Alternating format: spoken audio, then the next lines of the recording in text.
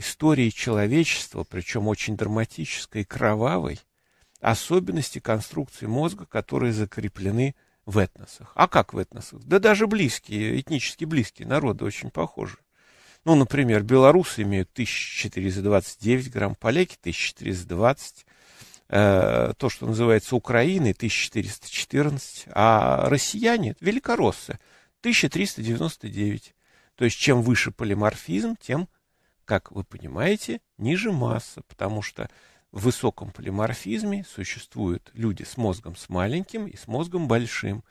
Этот полиморфизм приводит к тому, что средняя масса понижается. Надо сказать, что у меня книжка по стереоскопический атлас мозга человека, в котором я привожу этнические цифры, которые не приводились при советской власти вообще никогда. Вышел в 95-96 году. И тогда, значит, на меня долгое время показывали пальцем и говорили, что ты делаешь. Это, напомню, это момент, когда вели нашу чеченскую войну. Да не одну, две. А у меня там был такой рядочек «Кавказ и малые народы», в котором буряты занимают верхнюю строчку 1481 грамм, осетины 1465, а чеченцы 1458, то есть больше, чем всех европейских народов. То есть у европейских народов самый большой мозг у немцев 1425 грамм. Ну, при этом есть разница. Там гессенские немцы чуть меньше 1400 грамм, а богемские, значит, соответственно, чехи, например, 1452.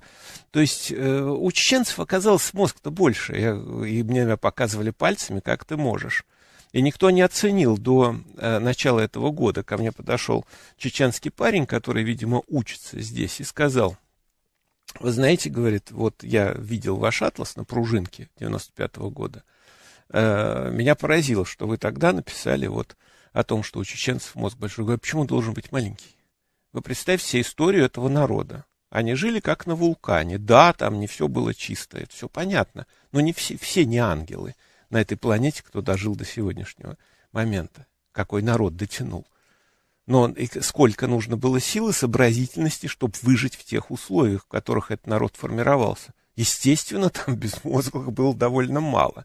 Их было быстро, так сказать, аннигилировали. Поэтому ничего страшного. Он написал это в 95-96 год, когда были эти все конфликты, и, конечно, заслужил всеобщего осуждения. Правда, эти же люди сейчас уже говорят прямо противоположное. И все забывчивые, никто не помнит.